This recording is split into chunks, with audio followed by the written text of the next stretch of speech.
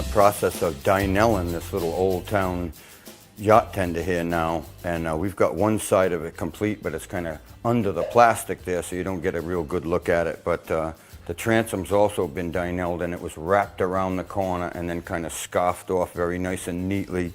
And now it's time to Dynel this side here. Now, I'd just like to explain to you some of the problems of working with Dynel. If I was to lay the Dynel on the boat right here and start resining it out right on the boat, you have to make awful sure, you have to work the cloth an awful lot, because if you don't, you get resin under the cloth. The Dynel is a polypropylene. It floats up on top of any excess resin. If you dump any excess resin on it, all the resin will end up under the cloth. It doesn't work at all. It's a struggle. So what we do is we put the Dynel on a table where it's ideal conditions, and we resin it out on the table, and then we roll it up on a stick, and then we squeeze all the excess resin out on the stick, so that as we unroll it over here on top of the boat, what will happen is the Dynel peels off the roll. It has exactly the amount of resin in it that's necessary so that when it lands on the boat, it doesn't float up. We're not going to add any more resin to it until afterwards. It's enough resin to glue it down.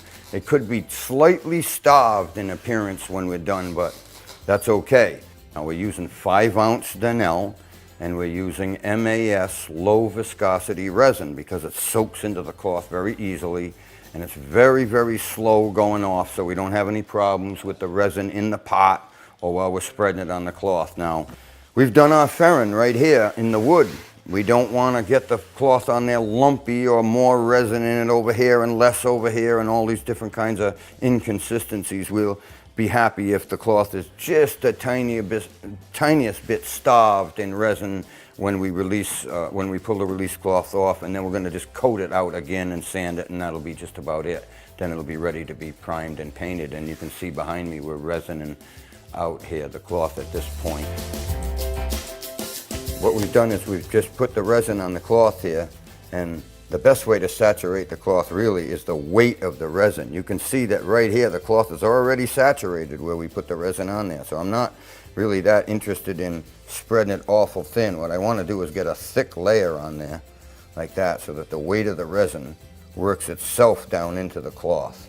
Okay, see, I'm spreading it. I'm holding the cloth from wrinkling with one of the little spatulas here and pulling the other one along. And I'm going to reverse direction and go the other way. And I don't want to get too many wrinkles in front of the trowels here. And you want to get a nice generous supply on there to start. And I'm going to spread that out in numbers of ways here just to make sure it's everywhere. You have to be very gentle with the cloth, otherwise you'll pull wrinkles into it, or you could snag the nap there and make a mess of it. So this is the way to do it, right on the flat, real nice, no dripping, no mess, and just keep spreading it. Now we're actually spreading the resin along underneath the cloth because, like I say, the cloth floats up on top of the resin. So there. We don't have to get it saturated right to the very edge, but up close, because this is where you can see the shape of the cloth right here. This is the stem or the bow end of the boat. So we're going to lap that around the edge of the stem right there, and we just want to make sure it's nice and resined out because that's an important part right there. And we're just trying to get enough resin on there. It's a little bit excess so that it saturates the cloth very well. I've got nice and neat, he's got it down to here. And then once he's got that cloth saturated like that, we're going to squeeze along with the same equipment here, the resin under the cloth, so that it isn't all built up in any spot.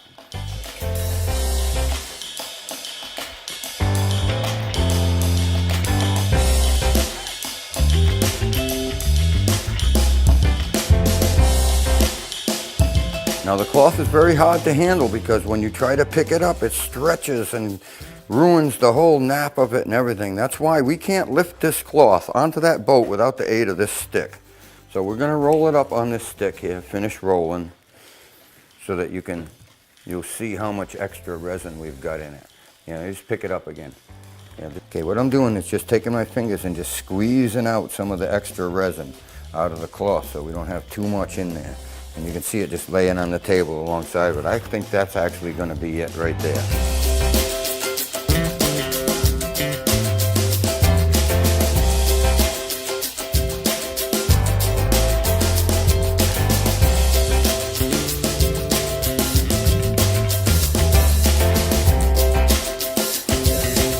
Basically got it wrinkle free now, and we're just going to make sure we don't have any heavy wrinkles or any heavy puddles, and we can look at the nap, and if we want to take anything out of it, now's the time.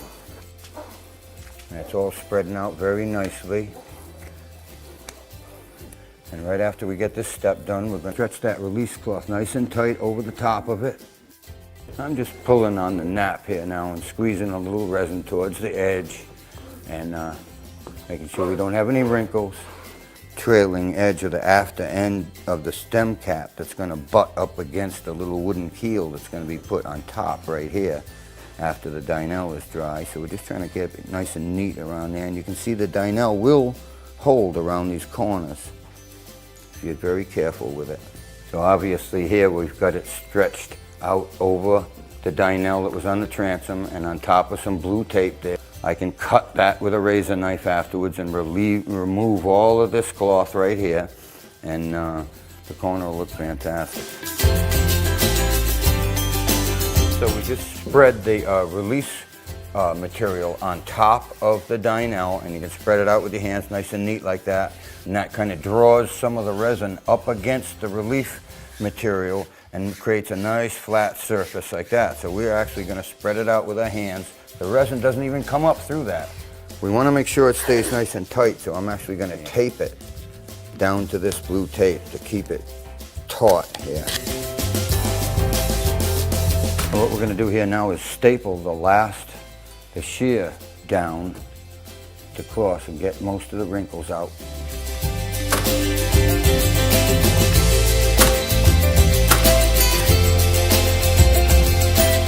The release cloth is spread out on top of the Dynel. I can take my hands and rub it a little bit and spread out some of the spots that look like they got a little bit more resin in them. But like I said, the only thing that we might have when this is done is slightly starved cloth, and then we're just going to go over it again with a little bit more resin, and that'll be complete. Now we've stretched it nice and tight all the way around, and this boat right here is actually pretty much stretched the limitations of how this release cloth can get around a shape like this. We have it actually stretched very tightly on top of the Dynel, and that's what it takes. So now when we rip this off after the Dynel is dry, after the resin's dry, we just tear this cloth right off, and it'll be right within a nice light sanding, and then a little bit of resin over the top of it, and some primer and some paint, and she's gonna look great.